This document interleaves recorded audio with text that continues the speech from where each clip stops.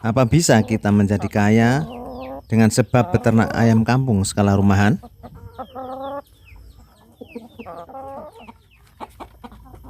Setiap jenis usaha pasti mempunyai maksud dan tujuan kenapa kita melakukan usaha tersebut. Dan biasanya setiap usaha itu tujuannya ya untuk mendapatkan keuntungan berupa uang, ya, harta benda, dan lain sebagainya. Memang kebanyakan orang berusaha atau melakukan satu jenis usaha seperti beternak ayam kampung skala rumahan lah contohnya. Ini tujuannya ya untuk mendapatkan hasil berupa uang atau berupa ayam yang bisa dipotong sehingga dikonsumsi dagingnya. Nah, itu rata-rata seperti itu. Tetapi ada juga yang mempunyai tujuan yang lebih dari itu, yakni pengen kaya dengan jalan beternak. Nah, semua keinginan-keinginan itu, tujuan-tujuan itu ya boleh-boleh saja dan sah-sah saja. Tetapi pertanyaan di awal tadi, apa bisa kita menjadi kaya dengan sebab ternak ayam kampung? Nah, ini perlu diuraikan secara agak panjang. Beternak ayam kampung memang cukup menjanjikan, ini termasuk bisnis yang cukup menjanjikan, sangat menjanjikan bahkan ya, kalau kita melakukan usaha ini dengan benar, dengan cara yang benar. Tentunya memulai dari yang sedikit dulu ya, tidak langsung banyak-banyak. Pokoknya kalau ahli ekonomi bilang itu kalau namanya belum pernah itu ya jangan banyak-banyak, karena ini namanya belum usaha tapi masih belajar ya, belum beternak tetapi masih belajar beternak. Nah, yaitu dari memulai 4 ekor induan, pamannya 1 ekor pejantan seperti yang sering saya sampaikan, atau maksimal ya 10 ekor indukan, 2 pejantan. Nah, ini kalau kita memang benar-benar tekun, teliti di dalam berusaha ini, mungkin untuk pertama atau kedua kita bisa jadi kita gagal. Tetapi untuk berikutnya, nah ini kalau kita sudah pernah gagal dan kita tahu kegagalan kita di mana, nah ini bisa untuk menjadi pelajaran penting ini. Maka seringkali ada yang bertanya, sampai kapan kita bisa sukses umpamanya? Ya tidak tahu.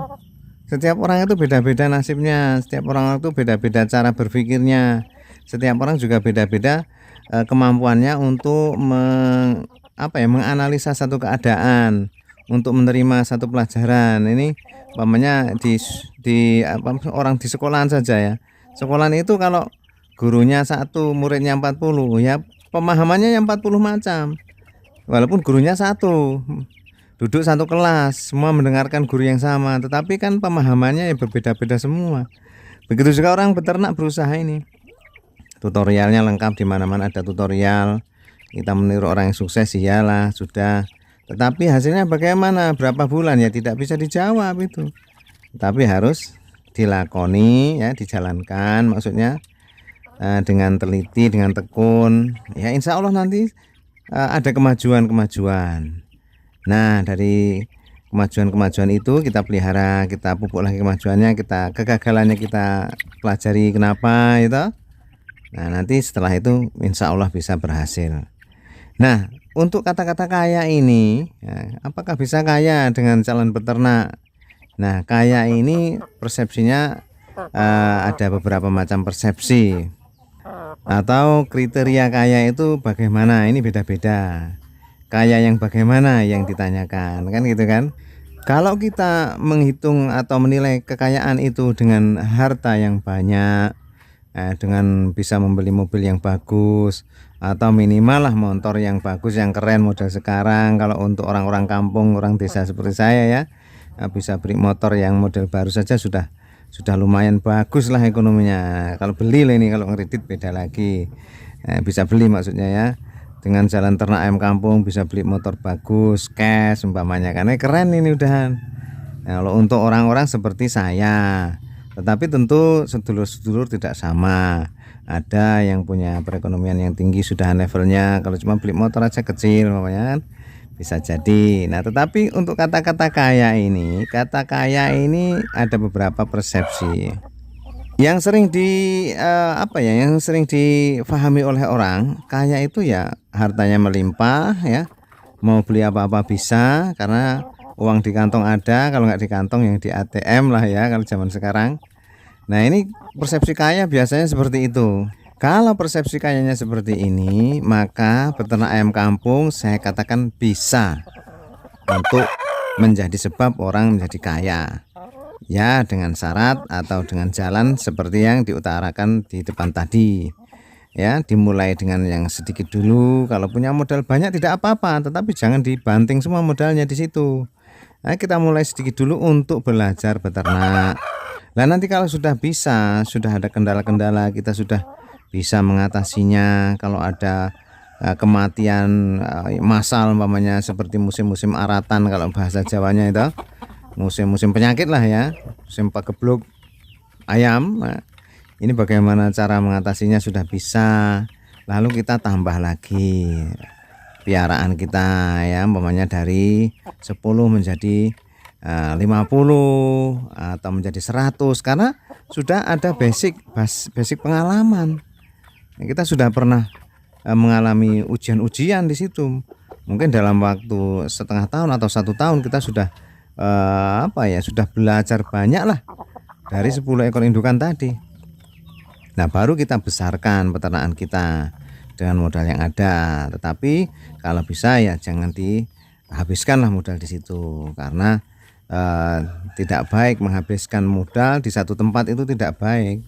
Kalau kata teman saya dulu pernah punya teman seorang bule ya, dia katakan kalau nanti kamu punya duit banyak jangan ditaruh di satu tempat. Maksudnya jangan dihabiskan untuk satu usaha, minimal dibagi 2. Nah, kalau punya modal loh ya, kalau tidak punya modal seperti saya sekarang ya sudah, namanya juga tidak punya modal nekat saja. Nah bisa saja orang menjadi kaya dengan sebab ternak ayam kampung skala rumahan ini apabila memang dia mempunyai nasib kaya yang pertama. Yang kedua dia tekun ya, tekun dan telaten lah pokoknya, dan dia pintar mencari celah untuk memasarkan hasil peternakannya itu. Ini kaya kriteria yang pertama ya, ini kaya dengan artian banyaknya uang itu, pengen beli apa-apa ya bisa, pengen beli motor baru bisa, atau bahkan beli mobil bisa. Nah seperti itu kaya yang pertama. Tetapi ada lagi kata-kata kaya yang diartikan dalam artian yang beda. Apa itu? Kaya dalam artian kaya hati. Nah kaya dalam artian yang kedua ini lebih mudah kita secara teori ya, lebih mudah kita mendapatkannya, kekayaan yang ini. Lalu caranya bagaimana? Caranya yang pertama ya dengan mensyukuri nikmat-nikmat Allah yang diberikan kepada kita ini, dan memanfaatkan dengan seperti yang diperintahkan oleh Allah, yakni untuk sarana, untuk kita sarana berbakti kepada Allah Subhanahu wa taala. Jadi apapun yang diberikan Allah kepada kita, jadikan itu sebagai alat sarana untuk menaati Allah, bukan sebaliknya. Bukan malah ketika kita diberi rezeki yang banyak malah menjadi kita lalai kepada Allah dan malah menyebabkan kita meninggalkan perintah-perintah Allah. Nah ini kuali ini. Kalau kita diberikan peternakan, sudah diwujudkan peternakan yang kita inginkan, maka kita jadikan ini sebagai alat untuk menaati Allah Subhanahu wa taala. Ketika azan tiba, kita sedang sibuk mengurusi ayam-ayam kita, maka kita tinggalkan dulu sebentar lah. Baik kita penuhi dulu panggilan Allah Subhanahu wa taala. Nah, jadi seperti itu teman-teman. Jadi kekayaan itu ada 2, kaya harta benda secara fisik, dan yang kedua kaya hati. Nah, pilihlah kekayaan yang abadi, yakni kaya hati, karena barang siapa yang bersyukur maka dialah orang-orang yang kaya, tidak terus selalu mengeluh dan selalu menggunakan nikmat-nikmat Allah itu seperti yang diperintahkan oleh yang memberi nikmat.